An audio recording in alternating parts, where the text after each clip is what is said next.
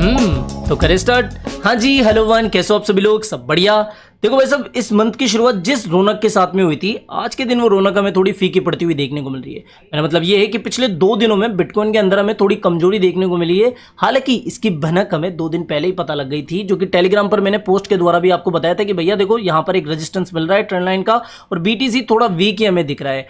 अब यहाँ पर लोगों का सेंटिमेंट भी बदला है। तो क्या इसका मतलब ये है कि इस बार अक्टूबर का मंथ पॉजिटिव रहने की बजाय बहुत ज़्यादा नेगेटिव रह सकता है? बिटकॉइन में बहुत बड़ी गिरावट आने वाली है क्योंकि इजराइल और पैलेस्तीन की वॉर चल रही है। देखो, मैंने इस मंथ की शुरुआत के पहले ये कहा था कि भाई साहब अक्टूबर का मंथ पॉजिटिव रहने वाला है इस बार भी ओवरऑल। तो अभी भी इस बात पर मैं कहीं ना कहीं कायम हूं कि हाँ, इस बार अक्टूबर का मंथ ओवरऑल हमें पॉजिटिव देखने को मिल सकता है। अगर ये जो इजराइल और पैलेस्तीन की वॉर चल रही है ना, अगर ये ठंडी रही या फिर ऐसी कोई भयानक अपडेट नहीं आई, तब भी इतना बिटकॉइन के ऊपर असर देखने को नहीं मिलेगा, ठीक है। लेकिन यहाँ पर थोड़ी सतर्कता भी बरतनी है। पाई कोइन की भी अपडेट आई है, उसके बारे में भी बात करेंगे। लेकिन आगे आने वाले 6 मंथ में बिटकॉइन की क्या स्थिति बन सकती है, उसका रफली आइडिया आपको हो जाएगा इन अपडेट से। पहली अपडेट क्या है कि देखो, पीपीआई डेटा आ गया है। पीपीआई क्या है? हमने सीपीआई जैसे सुना है। पीपीआई होता है प्रोड्यूसर प्राइस इंडेक्स, मतलब कि किसी भी गुड्स की क्या कॉस्ट हो सकती है प्रोड्यूसर के प्रोस्पेक्टिव से। मतलब कि एक प्रोड्यूसर को ही पता होती है कि भैया इस सामान की, इस वस्तु की ये कीमत है। अगर ये जो पीपीआई डेटा ज्यादा आता है तो इसका मतलब ये है कि महंगाई बढ़ रही है, और अगर महंगाई बढ़ रही है तो फिर इंटरेस्ट रेट भी बढ़ाई जाएगी। तो कल का जो डेटा मेरे बर्थडे के दिन, अच्छा कल मेरा बर्थडे था तो बिलेटेड हैप्पी बर्थडे बोल देना कमेंट सेक्शन में टाइम हो तो भैया देखो, ये जो डेटा आया था वो ज्यादा आया था। इसका मतलब ये है अमेरिका में इस बार जो महंगाई है वो बढ़ती हुई देखने को मिल रही है। इसके अलावा यहाँ पर आज के दिन सीपीआई डेटा आने वाला है, जो कि अनुमान के अकॉर्डिंग थोड़ा कम आ सकता है पिछली बार से। सितंबर में 3.7 आया था, मतलब कि अमेरिका के अंदर जो महंगाई दर है वो अभी 3.7% चल रही है। अभी मानना है कि भैया फोरकास्ट मतलब कि 3.6 के आसपास आ सकती है। एक चीज मैं आपको क्लियर कट बता दूं, कल एफओएमसी के मिनट्स के थे, मतलब कि मीटिंग के अंदर क्या डिस्कशन हुआ कि अभी भी देखो यूएस के अंदर जो इन्फ्लेशन है वो लगातार बढ़ी रही है। कोई ऐसे पॉजिटिव डेटा देखने को नहीं मिल रहे जो कि बहुत ज्यादा हमें खुश कर दे। तो मीटिंग के अंदर काफी वाद विवाद के बाद में जो कंक्लूजन निकल के आया वो ये है कि भाई साहब देखो, हमारी तो ये टारगेट है कि कैसे भी करके अभी जो अमेरिका के अंदर महंगाई दर 3.7% चल रही है, सॉरी 3.6% चल रही है, उसको जो एफओएमसी की मीटिंग है वो ये डिस्कशन निकाली है कि इस महंगाई को वो 2% के आसपास लाएंगे। कहां पर? तो 3.6 और कहां पर 2%। तो इसके लिए उनको क्या करना पड़ेगा? इंटरेस्ट रेट बढ़ाना पड़ेगा। और अगर इंटरेस्ट रेट बढ़ाई जाएगी तो भैया मार्केट के लिए ये थोड़ा सा एक क्रूशियल मोमेंट हो सकता है। तो इसलिए कल जो इस मीटिंग के अंदर कंक्लूजन निकल के आया वो यही था कि भैया एफओएमसी जो है आगे भी रेट हाइक कर सकती है अगर इन्फ्लेशन इनके अकॉर्डिंग सेट नहीं होती है या फिर 2% के आसपास नहीं आती है।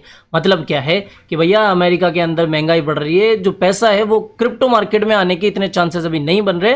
तो लोग जो आपको बात कह रहे हैं कि 2024 में बुल रन स्टार्ट हो जाएगा, मैंने आपको देखो पहले भी कहा है कि 2024 नहीं, सीजी ने भी यही संकेत दिया है कि हाल्विंग के तुरंत बाद ही आप बिटकॉइन का बुल रन एक्सपेक्ट मत करो। कम से कम 6-7 महीने या फिर साल भर भी लग सकता है। तो आप 2025 रफली पकड़ के चलो, इतना जल्दी सब कुछ ठीक नहीं होने वाला है। हालांकि बिटकॉइन की हाल्विंग के बाद में एक पॉजिटिव मोमेंटम बनना शुरू हो जाएगा, 40,000, 45, 50, 55 इस तरीके से। लेकिन अपने ऑल टाइम हाई को क्रेक करके एक नया ऑल टाइम हाई बनाने में बिटकॉइन को समय लग सकता है। इन अपडेट से तो यही समझ में आ रहा है, ठीक है। तो ये जो यूएस का पीपीआई डेटा निकल के आया था वो यही बता रहा है कि भाई साहब देखो, अमेरिका के अंदर महंगाई तो है, और पीपीआई होता है प्रोड्यूसर के प्रोस्पेक्टिव से, और ये जो सीपीआई होता है वो कंज्यूमर के प्रोस्पेक्टिव से होता है। तो इसको ज्यादा महत्व देते हैं कि भैया कंज्यूमर को कितनी अभी महंगाई है, मतलब कि अमेरिका की जो कंज्यूमर है उसको कितना अपनी जेब से पैसा निकालना पड़ रहा है, महंगाई कितनी बढ़ रही है। तो आज की ये जो मीटिंग होगी वो इंपॉर्टेंट है। देखते हैं कि आज की मीटिंग के अंदर या फिर आज की जो भी अपडेट आएगी उसके अंदर हमें क्या डेटा देखने को मिलते हैं। तो ये तो बात हो गई बिटकॉइन की और इन इंपॉर्टेंट डेटास की।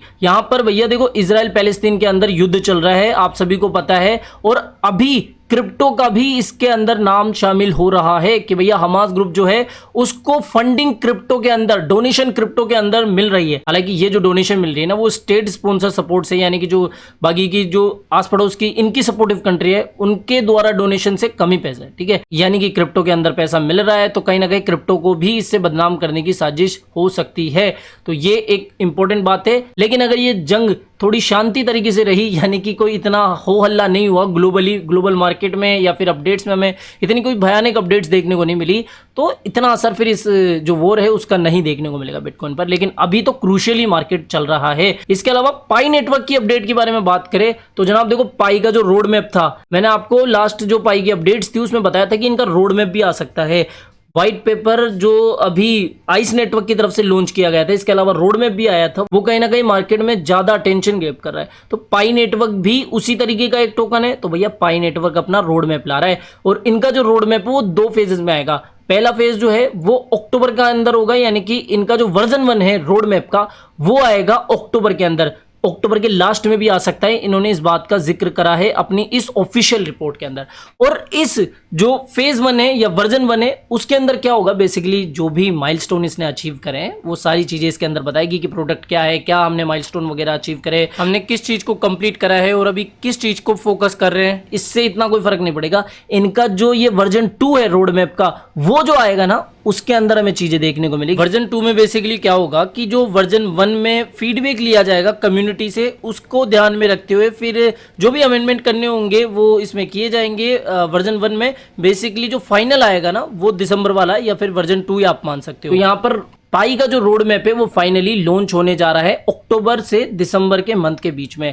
तो ये एक पाई के सभी होल्डर्स के लिए इंपॉर्टेंट अपडेट निकल के आई है। और हाँ, इनके ट्विटर हैंडल से कल एक ट्वीट निकल के आया था, एज अ रिमाइंडर आप देख लो कि जो मिनट चेकलिस्ट है भैया उसको एसेंशियल है कंप्लीट करना, इसके बगैर आप जो है मिनट माइग्रेशन नहीं कर पाओगे। तो इस चीज का भी ध्यान रख लेना। ये कल के दिन की लेटेस्ट अपडेट आई है, मतलब कि कल के दिन मैं थोड़ा एब्सेंट था मार्केट से, थोड़ा बर्थडे वगैरह एंजॉय कर रहे थे इसलिए अपडेट नहीं दे पाया।